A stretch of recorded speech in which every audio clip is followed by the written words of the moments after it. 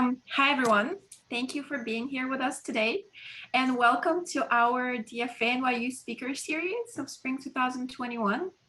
And before we get started, I will tell you a little bit about DFA of NYU. We are a student organization open to undergraduate and graduate students from all schools at NYU.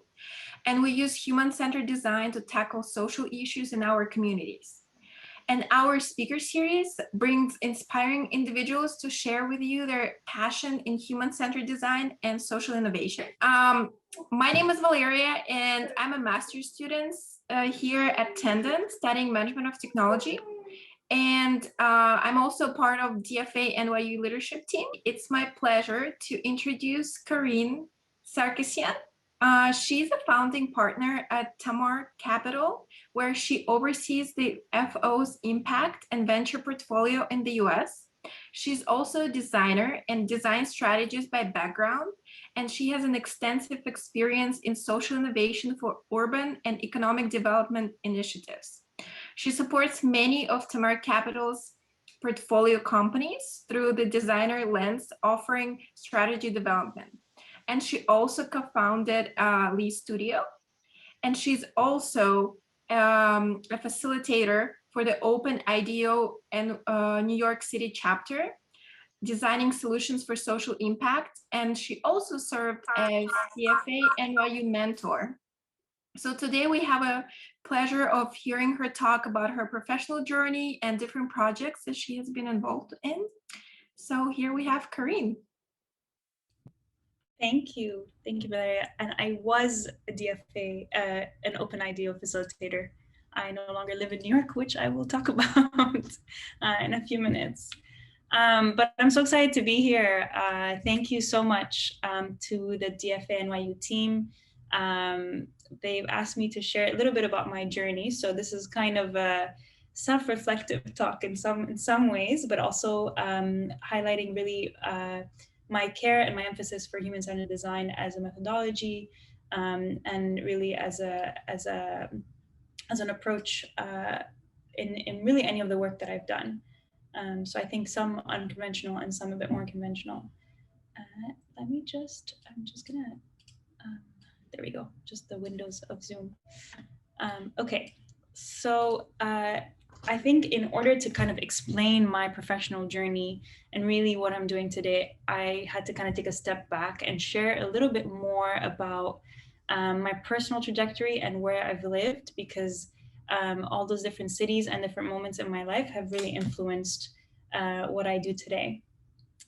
So this is a brief kind of summary, and it's just a world map to show. Basically, I grew up in Saudi Arabia in Jeddah until I was about 13, and then I moved to Lebanon. My family is actually Armenian Lebanese, and we moved to Lebanon kind of at a pivotal moment in my life as I was going through high school. And I think I'm stressing this because I think it shaped a lot of who I am and the way that I look at cities and cultures, and has really been a big driver for the work that I do today. And then I'll explain all these different steps through the presentation, but I moved to Baltimore for college, studied design, was really immersed into that world. Also studied abroad in Copenhagen, and then post-college moved to New York City and worked as a designer in a couple of different capacities, which I'll also talk about, and has all of these different pieces have kind of led me to where I am today, which is San Francisco, and I work kind of in the impact space and in the design space, which I will go in many more details about. But just to give you a heads up, the kind of the sequence of this presentation is a bit more chronological based on the different series of my life, and really highlighting where and how I got to where I am now and what I'm doing today.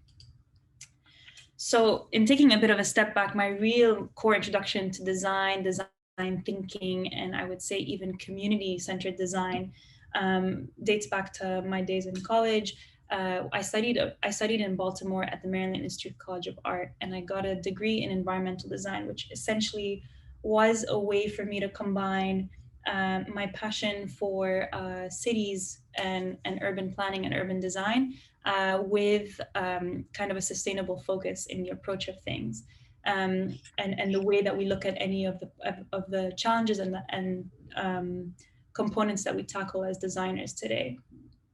And I also studied abroad in Copenhagen, which also was very formative for me just because of the highlights and emphasis on urban planning and urban design in that city. So I actually pulled, this is just a concept from one of my projects there. And I chose this project specifically to highlight because just the approach and the process into coming up with this concept had a lot of design thinking components to it. So I went into the community, I did a lot of research, spoke to a lot of people, trying to understand specifically what they were looking for. And then Islandsbrug, which is the name of the area, is an existing brownfield. And so the idea of understanding how you can go kind of from an industrial space to redesigning it and bringing life within a city was really interesting to me, and I felt was really core to powerful urban planning and urban design. So for me, really combining the passion of design thinking and human-centered design within an urban setting was really core to the work that I began to do. This is another project that I felt was really important to highlight for me, and they're all college projects, but really had a lot of emphasis in design research. And I mentioned, that my time in Beirut was really pivotal and important to me. And it can kind of be seen here, where I tried to reimagine the in-between spaces. As you can see on the map here, it's the purple spaces that had been kind of forgotten in the city of Beirut over time, as a city who had been, overwhelmed with a lot of political difficulties, war, and then a lot of different aspects of memory and history. So I brought all of those pieces in, did a lot of research, went on the ground, spoke again to a lot of community members, and really started understanding that the highlight of the community were the merchants that were on the street. So you can see the person selling what we call karak, it's a type of bread, the person selling coffee, the argile salesman, which is like hookah essentially. But all of these different characters weaving kind of a beautiful tapestry that makes Beirut what it is today. And the approach that I took, oops, oh, sorry, that just jumped. Sorry.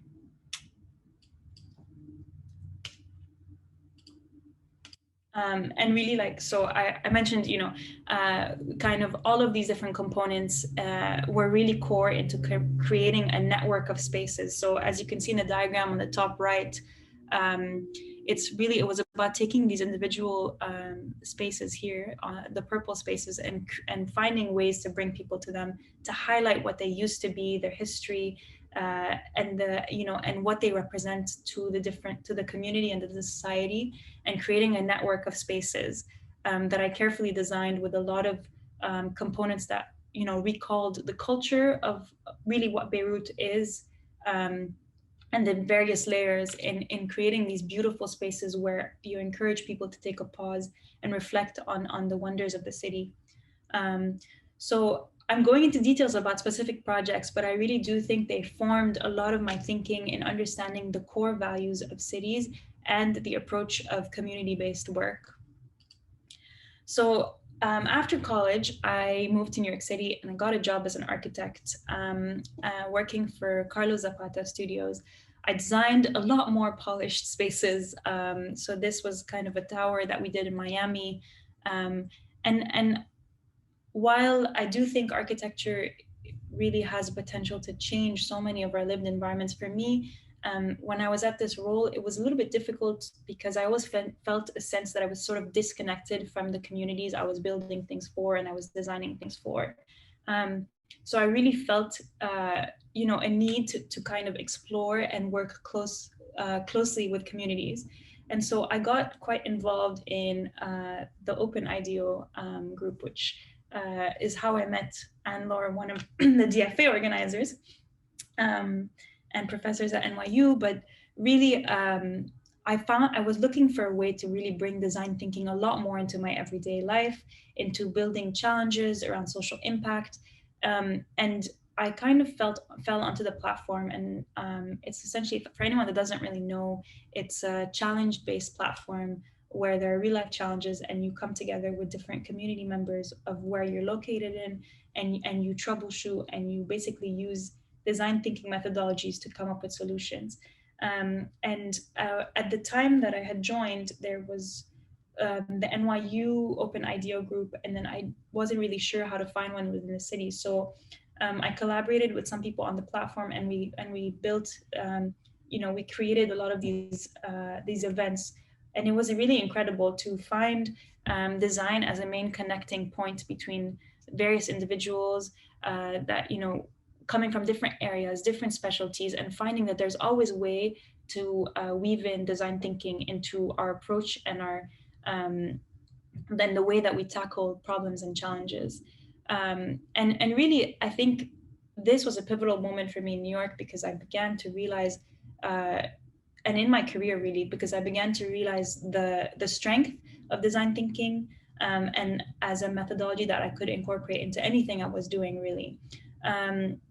And I just pulled, on the left, you can see another project that I worked on for IDEO, and it was about finding a way to synthesize a research project around refugee education. So I also brought in illustration as a methodology and as a way to really synthesize and explain complex information.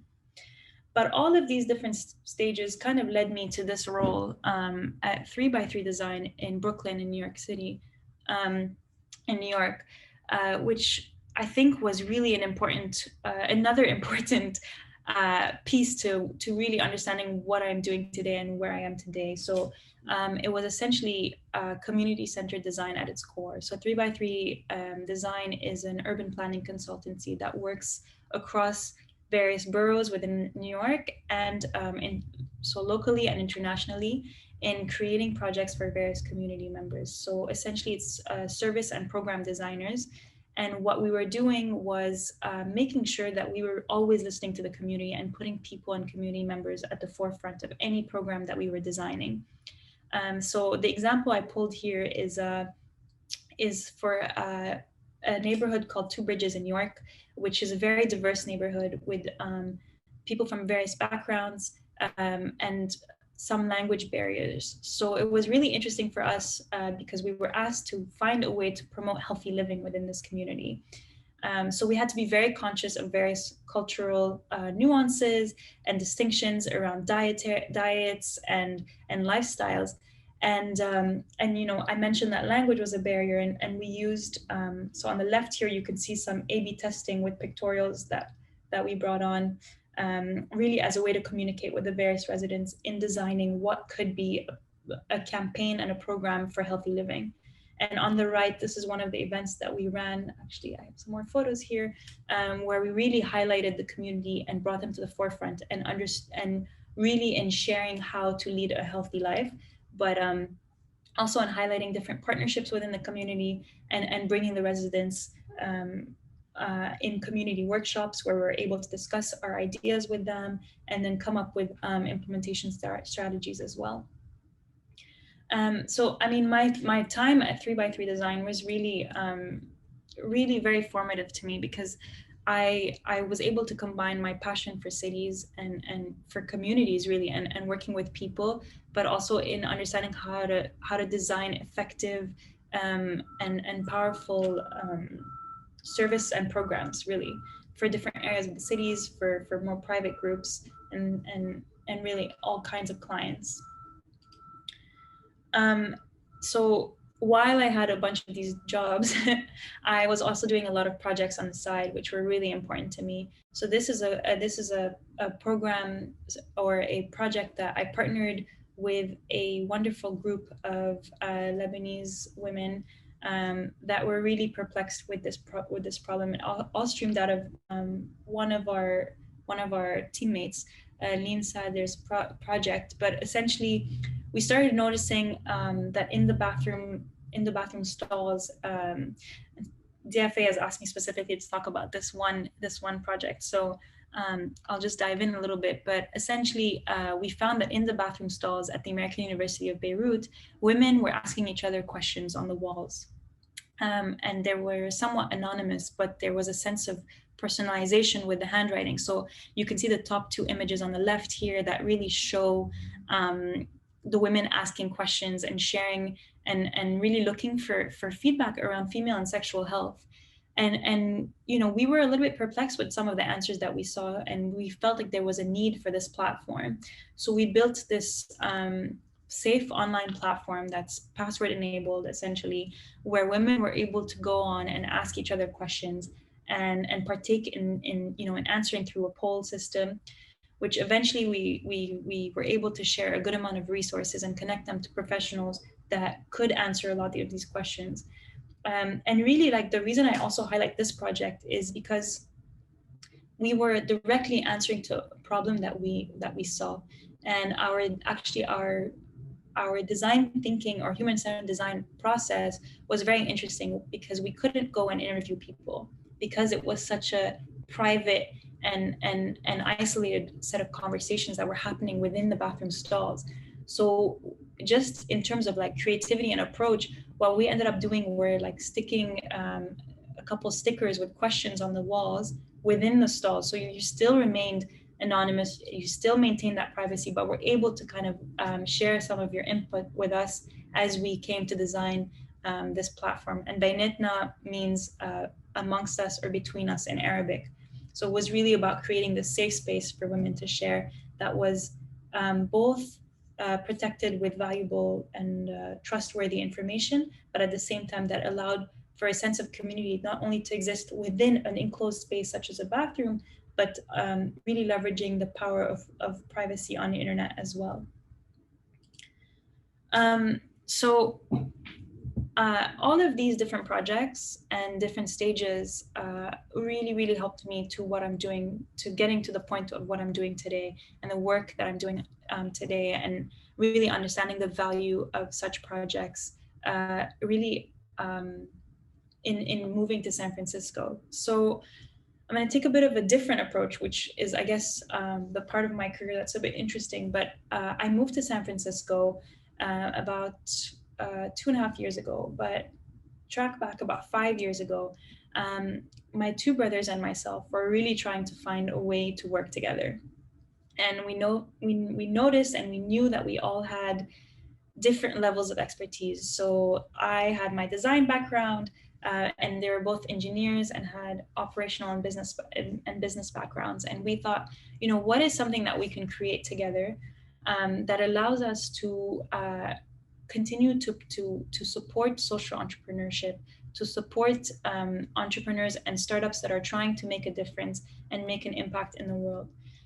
So we created Tamar Capital, which is essentially a family office. And for those of you that don't know, a family office is an investing group that can invest directly in companies or in funds. And as a family office, you often embody the values of the family. So impact and strong values are really core to the way that we work today.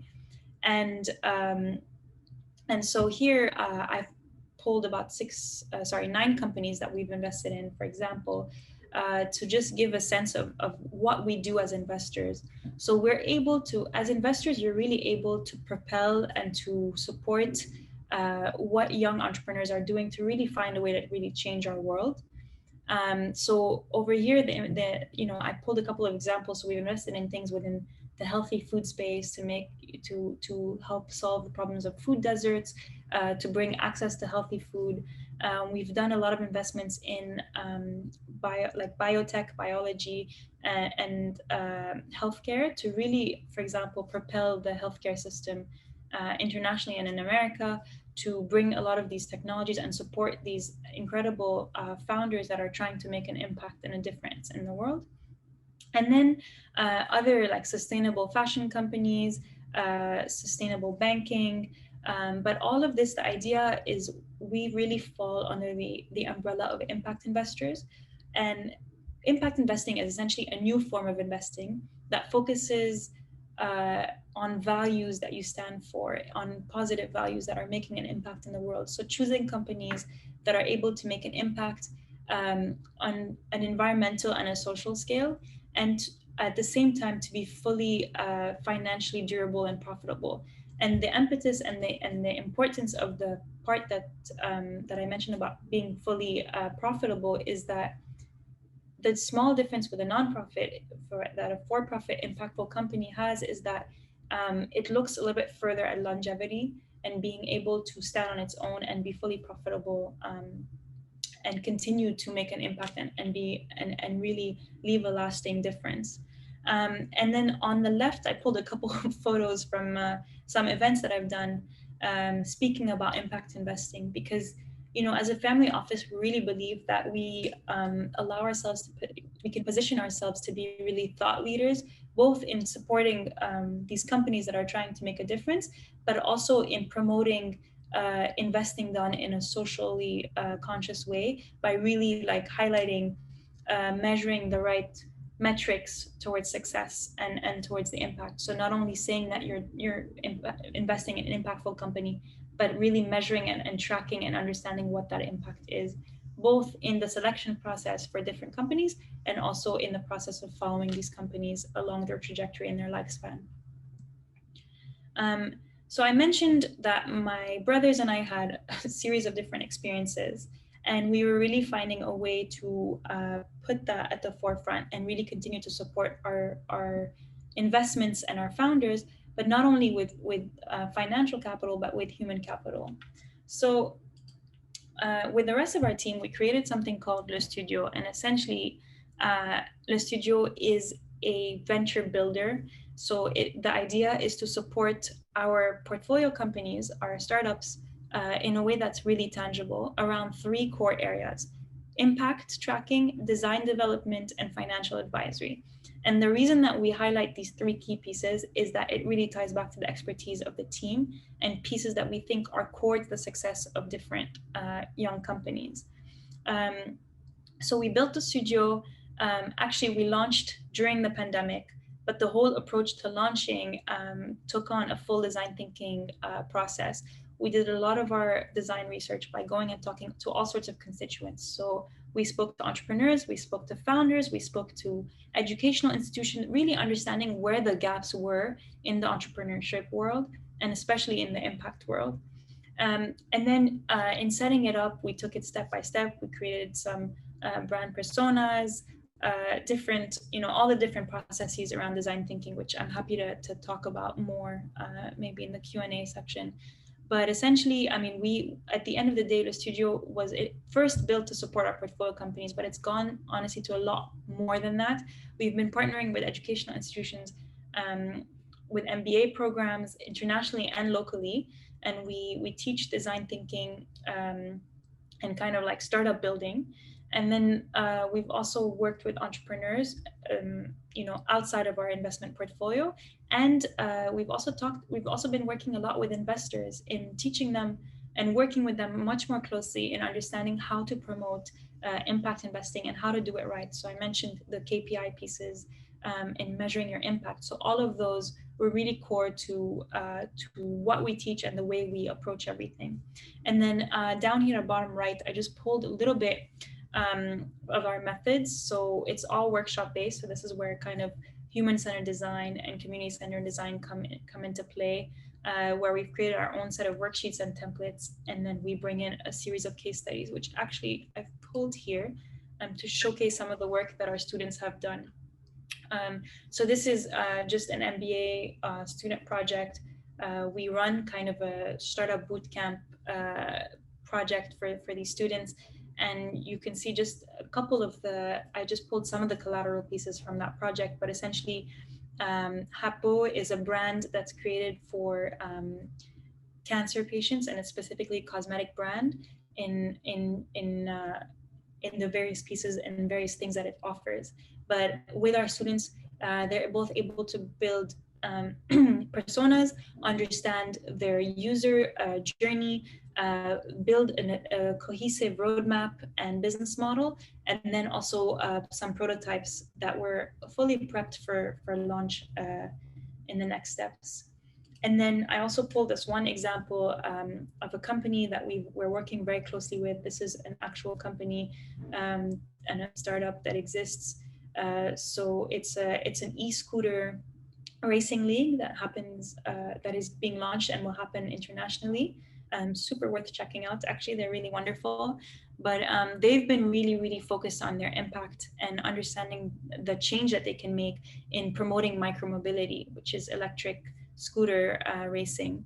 And we really help them build out their mission and find really where their core values lay within the Sustainable Development Goals from the United Nations, and really understanding how to propel themselves as a company, both from a brand side and from a service offering and product, but also so much further in understanding their longer term impact with the kinds of certifications they could acquire and different pieces they could be looking at. So yeah, this kind of concludes my professional setting. I do a lot of other stuff on the side, which I think is very complementary to the work that I do on the everyday basis, since it is a company run by myself and my brothers, and we have a team of about 8 across the UK, Lebanon, and the US. But this is, I started doing a lot of visual notes, which was kind of the way I took notes on a personal level. And I used it quite frequently to explain very complex concepts to a lot of the people that we'd work with and partnered with.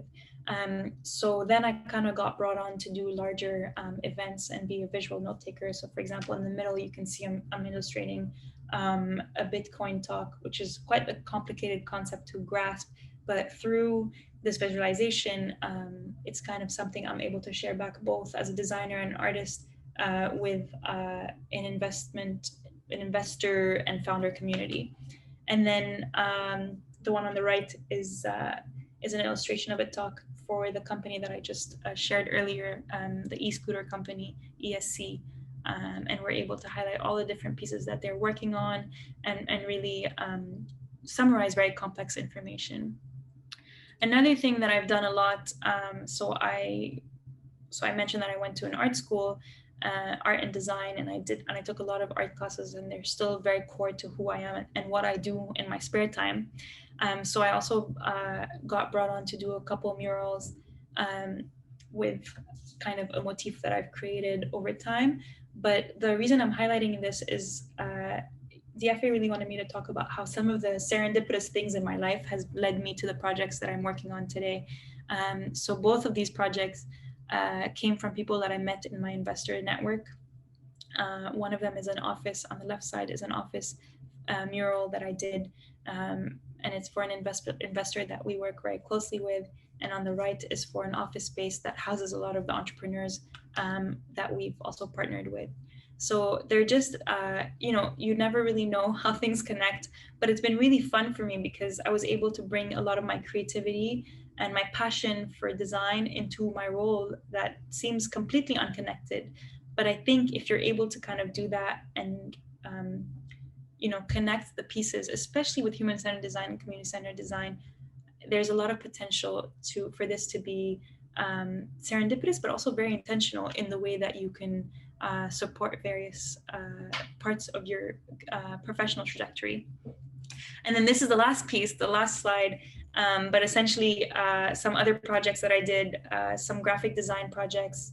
On the left is for a surf club here. So I really enjoy surfing, and I got to meet these ladies also while they were looking for an investment opportunity. And I ended up designing this surf guide for them. And on the right is a project that I'm currently working on with a group of National Geographic explorers. We're doing a post-COVID storytelling series, and I get to be the illustrator and designer on the project, or one of these illustrators. Has been really, really fun. And again, all kind of connected through serendipitous moments in my career. I'm gonna pause here. This is a lot to share, but I hope it gives you a bit of clarity that there is no kind of straight path. Everything sort of comes in a way, and I mean, it's been really fun to bring in human-centered design, community-centered design into my role. I'm really lucky that I'm able to combine these things, work with my family, and continue to build things that I really love. So I'm going to stop here. And I think we were going to open it to questions. Yes, that's right. Just feel free to unmute yourselves and ask your questions, because I see we have a few in the chat.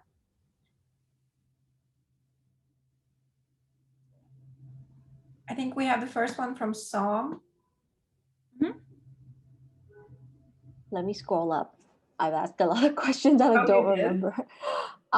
Yeah, so my first question was, how would you measure all of these like social impact companies that you invested in? Like for context, like I had done a previous internship at like another company back in Thailand that supported local tourism and like helps teach people English and stuff. And we would measure it by like how many independent people who would go on to like give their own tours and things. I was wondering, like, on a general, measurement, how would you do it? Yeah, so actually that's a really great question.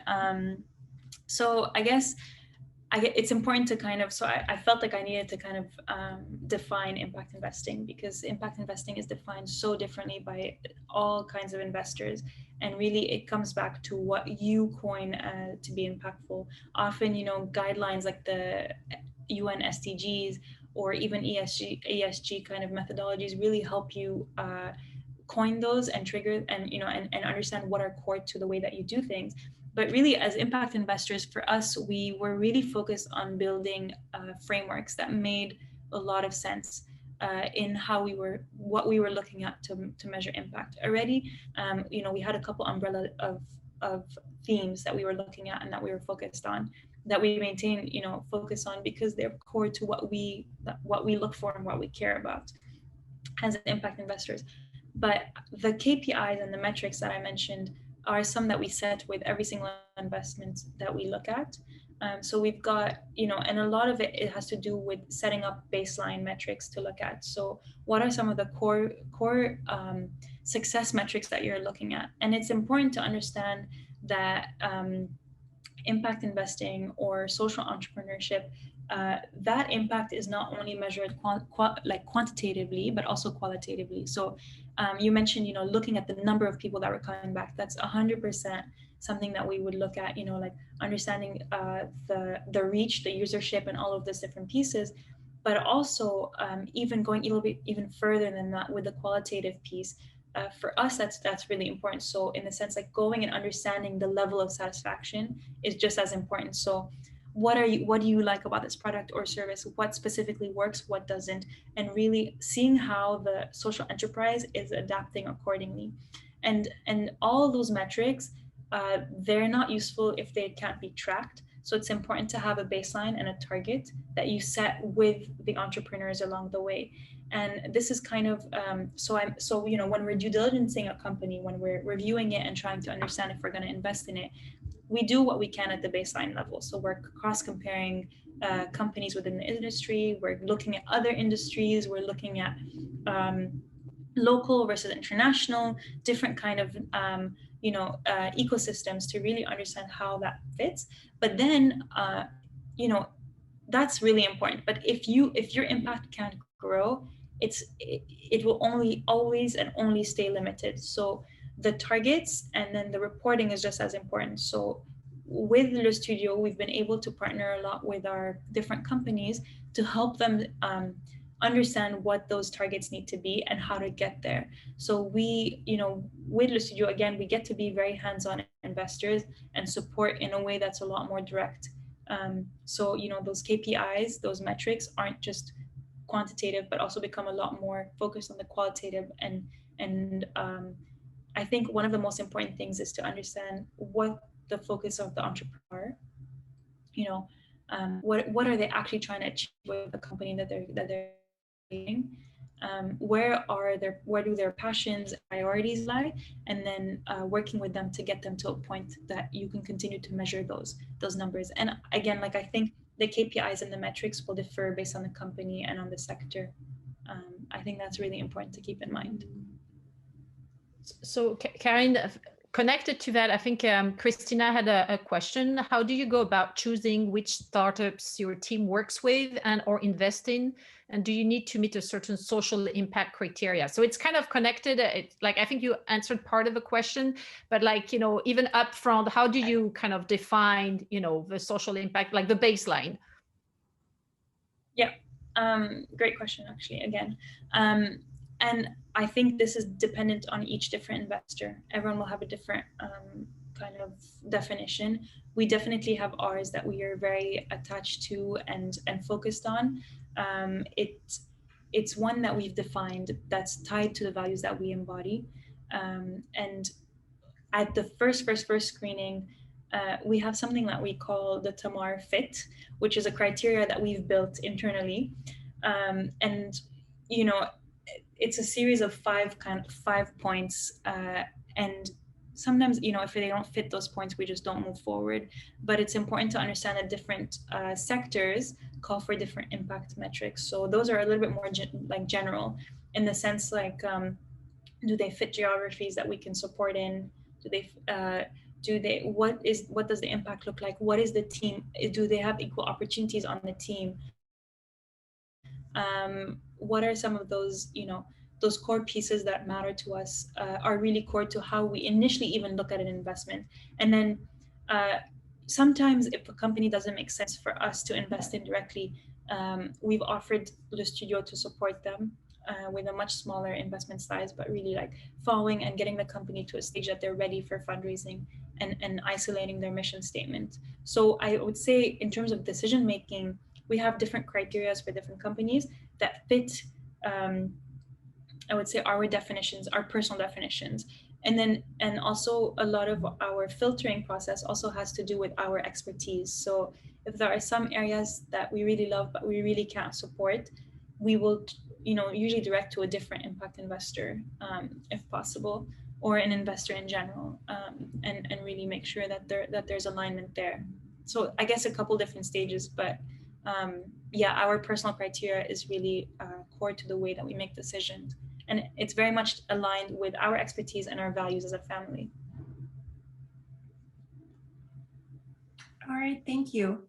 I think we have another question in the chat from Isay. Are there any impact themes or geographic areas that Tamar Capital hopes to branch out towards? I mean, we're always looking to branch out further. I would say, you know, we don't have any. I mentioned, yes, there are some things that if they're really out of our wheelhouse, we technically don't invest in them.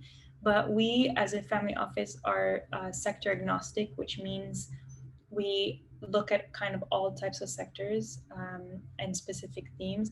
And geographies, currently we're investing in the US, in Europe, in a little bit in Latin America, a little bit in Asia. And then the family businesses have been rooted in the Middle East for such a long time that we don't invest directly there anymore just because we've done so much in the region, but we really support the local ecosystem there as well.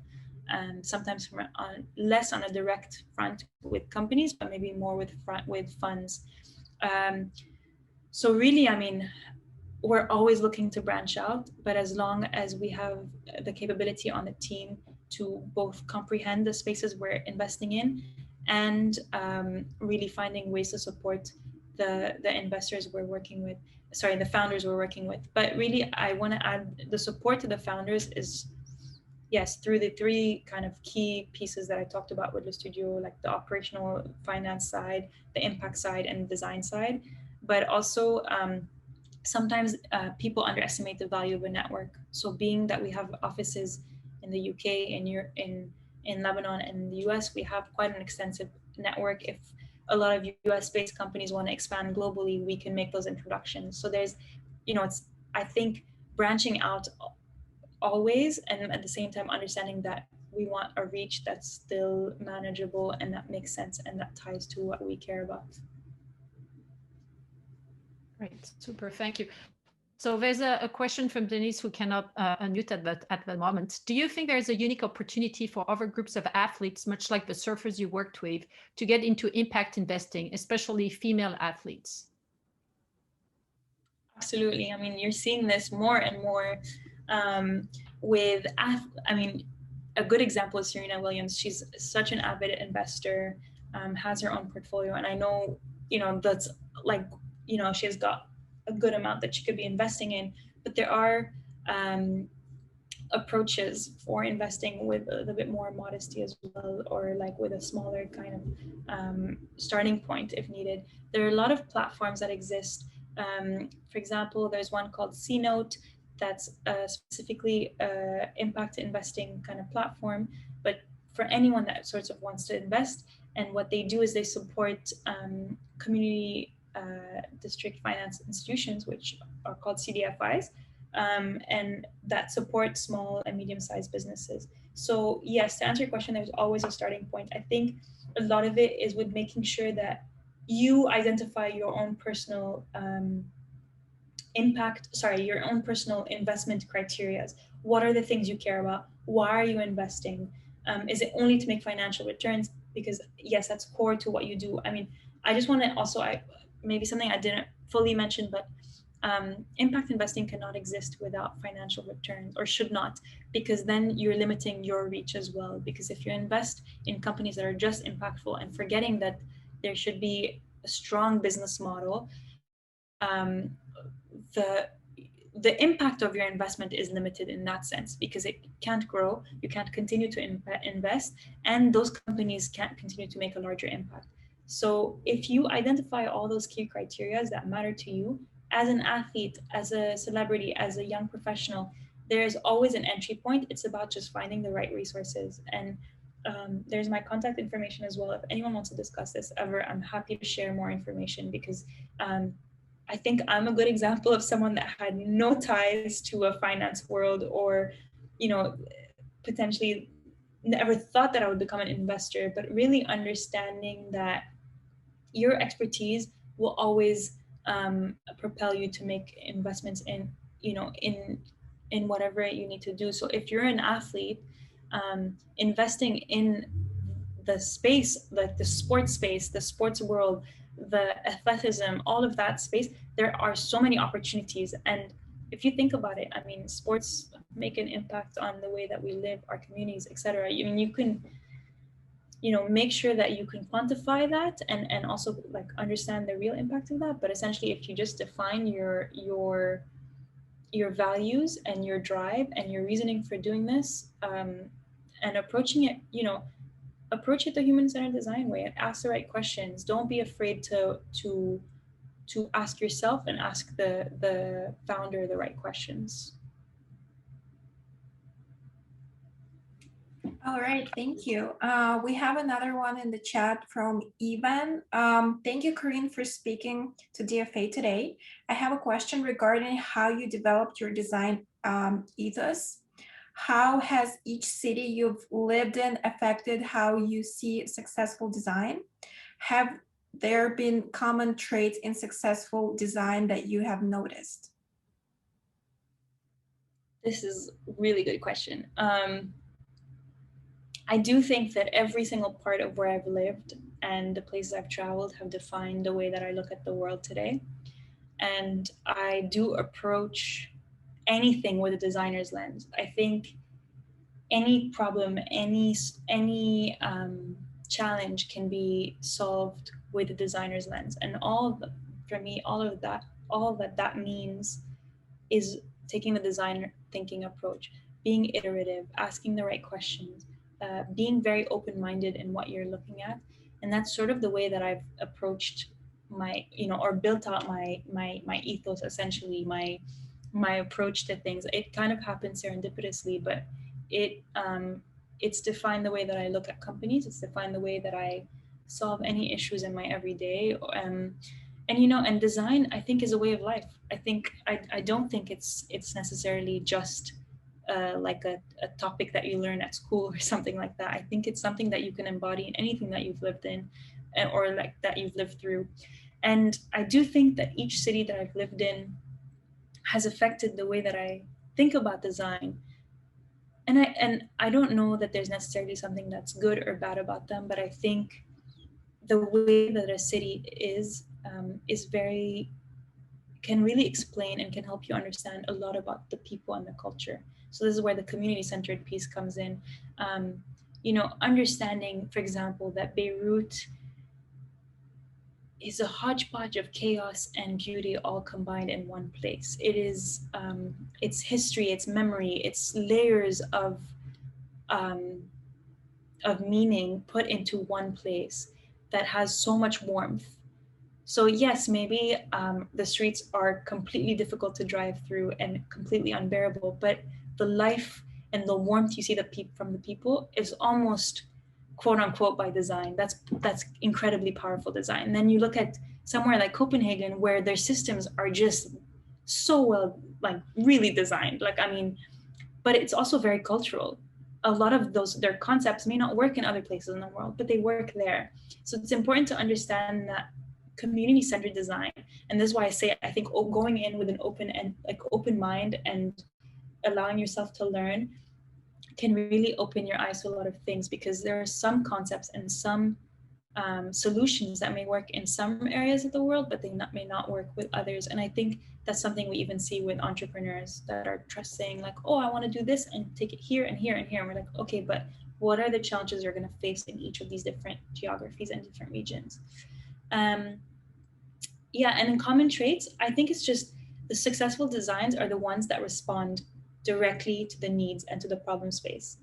Isolating the problem space, understanding what the issues are, and then finding a solution that's directly catered to that is the only way you'll do that. And the way you make sure that it's catered is by listening to the communities and to the people that you're designing for. Camila. Yes. Hi, I have a question. I'm working on a project that it's looking to have using technologies to create more inclusive and equitable transportation systems in New York City. And I wanted to ask about how in the efforts to engage the community and to work for the community and never lose that in mind, because you're designing for them, how do you also align their needs with those of other stakeholders, such as the city itself? Because sometimes they kind of clash, or there's so many constraints that it's really hard to find a middle ground. That's a really great question, actually. So we faced a lot of those challenges when we were at 3x3, because we were essentially hired by the city and building different things for different community members. But it's about kind of that give and take. It's about going and talking to those community members, coming back to the city and saying, if you want your program to be successful, this is what it needs. Understanding what their concerns are, taking those back. It's about that back and forth, going back and forth, understanding, okay, you get answers on this one specific topic, go back and talk to the city, see what some of their issues are around this. And then usually the beauty of design thinking and human-centered design is that there always seems to be a middle ground. And it's about also prioritizing somehow, understanding when we talk about impact and reach, it's about understanding the size of the different groups that you're going to help and the level of satisfaction. Again, qualitative versus quantitative data that you can track and research. If it's something that's going to impact long-term the livelihood of the residents of New York City, then they're your main stakeholders, and the city is really the act. But without the city and without civic institutions, you may not be able to do that. So what is that middle ground that you can have? How can you enable that conversation? How can you, and often actually data is the perfect kind of solution for those things, because if you aggregate data through interviews or surveys or different, research methods, you can have all that information to present back to the city and say, listen, we went and we did all this analysis. We not only synthesized everything that we found out, but we have these numbers. We're seeing that 80% and choose a sample size that's significant, to make sure that people can understand that. But if you show them that your sample size is significant and that all the research that you've spent, honestly, probably months doing at this point is valid, then you take it back to them. And then if they say no again, then you say, what's the compromise? What's the middle ground? How can we work through it? And then you take that and you go and prototype it and you test it again. And it's again about that back and forth to make sure that you listen to all constituents, but also you also know your stopping point and your limitations in valuing your stakeholders at all different parts of the value chain. Thank you. Yeah, of course. Good luck. Sounds like fun. Any questions? If not, I can go to one of Sam's question. It was, what do you think about companies that don't support bringing your full self to the office? How can you start cultural change? That's a big question.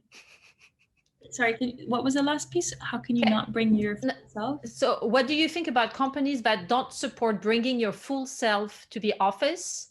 How can you start cultural change? Okay, another great question.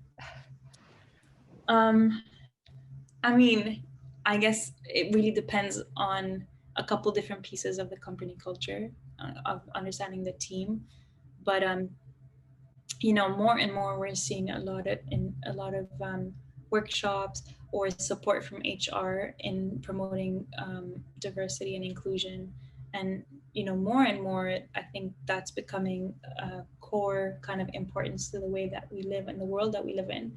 And I think it's about open discussions.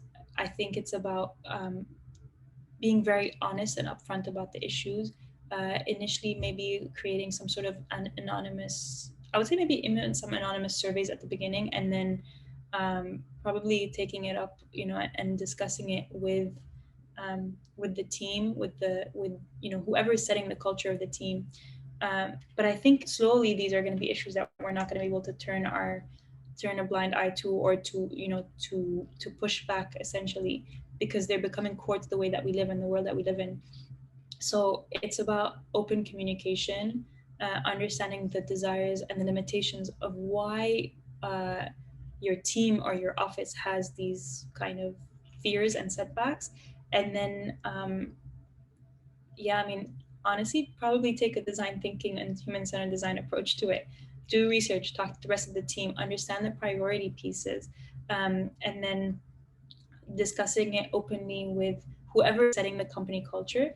And unfortunately, if all that doesn't work, maybe the place is not the right place to be. But we have to be, you know, we have to understand that if you can't be yourself in your work environment, which I know people say it's just a job, but you do spend a good amount of time there, then most probably it's maybe not the right place. But I don't want to say something without, you know, having made sure that you've exhausted all of your options beforehand.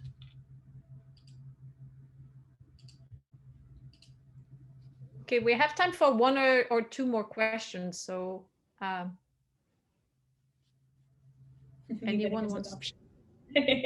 Absolutely. Yeah.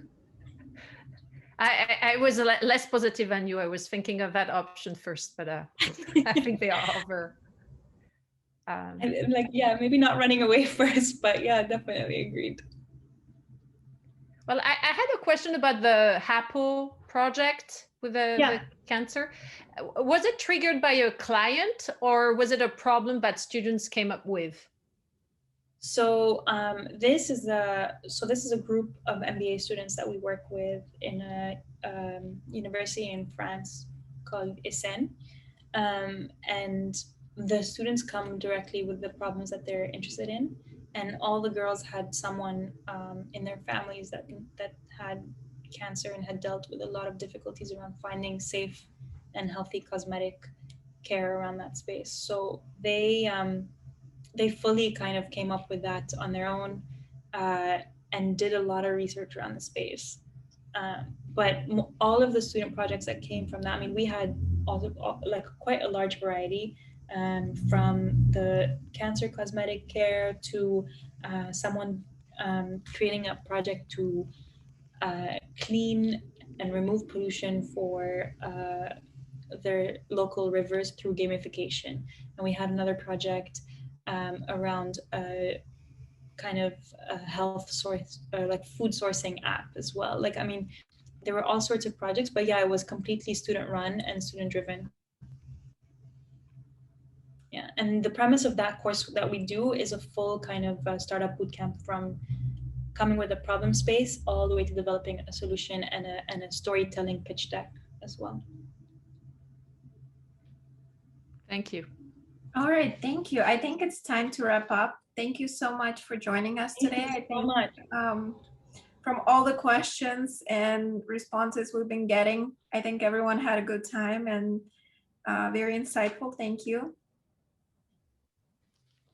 Thank you so much, Karine. Thank It you. was really nice to see you again. And I think like from all the conversation and questions, you gave us a lot of inspiration, showing us like, that we can design with our values. Yeah, honestly, there's no straight path. And I would have never thought if you asked me in 5 years ago if I'd be an investor, but there's a way around it and you can do creative things and love it at the same time. So thank you for having me as well. It was so much fun.